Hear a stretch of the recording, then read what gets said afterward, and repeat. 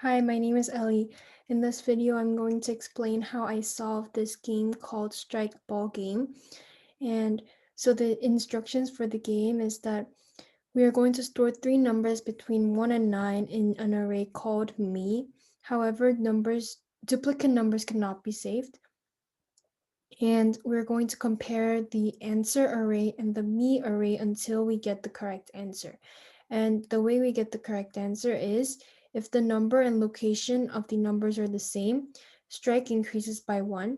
And if the location is not the same, but the number is, then ball will increase by 1.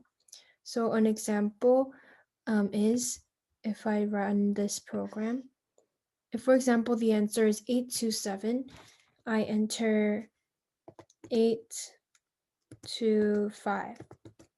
Then we'll have 2 strike and 0 ball because two of the numbers are in the exact same location, but one of the numbers has a different location and also has a different number. And then if we enter 2, 8, 5, which is just different order, we will have 2 ball and 0 strike. This is because we got the numbers 2 and 8 correct, but they are in the opposite order.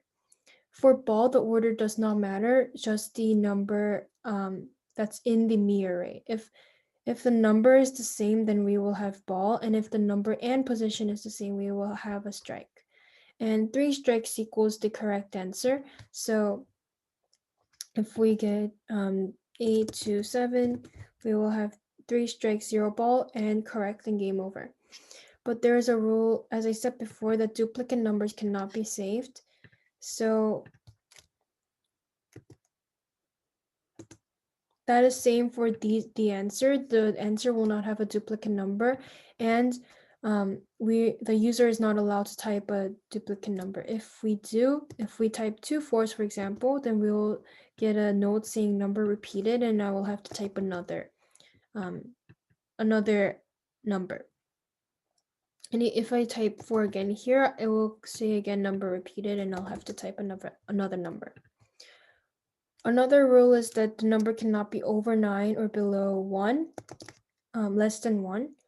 So if we have 15, which is greater than 9, then we will just have to repeat over and over again until we get a number that is less than 9, less than or equal to 9. So if we type 9, we will go into the second number. 4 is fine. If we type -1, we will keep repeating until the program gets number that is greater than 1, for example, 2. And then that was the rules for this game. And if we go into the code, the integer array ANS answer will store the answer to the game, which is for now, for this example, 473. And then the integer array me will have the answer the user enters. For this example, which is 459. And the check array will have 9 spaces, which will represent each of the nine numbers to check if any of the numbers have been used yet. This will prevent the answer array having duplicate numbers. And in this for loop, we are choosing 3 unique numbers to store in array answer with the random function. By using the random function, we will get a random number r, and we will check if that number hasn't been used yet, and if it hasn't been used, it will be occupied by no number 0. It will be occupied by the number 0, and we will store the number r, the random number r, in the answer array and check. And in the check array, we'll put the number 1 so that we will know in the future that that number is occupied. So else is when the check array has a 1 in the space, and that in that case then means the number has already been used, and we will repeat that turn of the for loop. This will not be shown in our console because that just happens within the program. It's just a process of choosing 3 unique numbers to store in the array answer.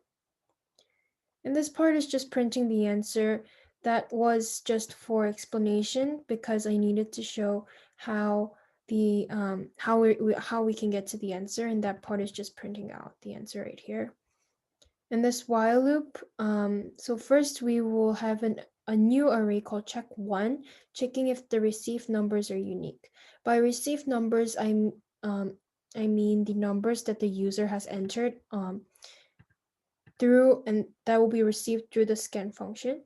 And in this for loop, which comes all the way to here, we will have a lot of parts. And the first part is receiving the actual number through the scanner. So the integer variable data will have the scanned integer after this part prints out. And then we will check then if the number is between 1 and 0. As I said before, we will keep repeating if it is less than 1 or greater than 9. And if those two conditions satisfy for some cases, we will have to repeat the previous turn of the for loop and continue. And then we are checking if the numbers are unique. Again, it's the same way we did previously when we check with the random numbers in the answer array right here. And it's just the same, but we're using a different array called check1, and we're checking if the data that we have received just now has already been used and is checked in the check1 array. So if it has not been used, we will store the data in the me array and then check one in the check1 array so that we will know in the future that the number has been used. If the number has not been if the number has been used already, then we will print out number repeated and repeat the previous term so that we can get another unique number. So right here, we're just going to, this process is just printing my numbers, which are the numbers that the user has printed out in the console. And right here, now we're going to check if the answer that the user has printed is the correct answer. So we will check that with the integer variable strike and ball. And we are going to compare in this for loop, in this double for loop actually, the three numbers in answer and the three numbers in me. And so yeah, so this I and j is going to compare the index, and right here this if statement is if the answer in I and if the answer in me is the same, and if that is true, we come into this area with one if statement and one else statement. If I is equal to j, which shows that the position of the two numbers are equal in the array, then we will have one strike, because the answer, because the number and also the position is the same, we will have one strike increased. If we come here, it automatically means that the number is the same, but if we get into the else statement, which means that the location of the numbers are not equal, then we will only have one ball increased. Then right here, we are going to print out the number of strike and ball. And since 3 strikes means that all the answers are correct, if strike equals 3, we are going to print out correct and also game over and break from the while loop that has started way up here.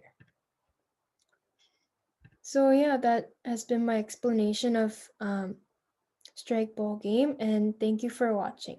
Bye.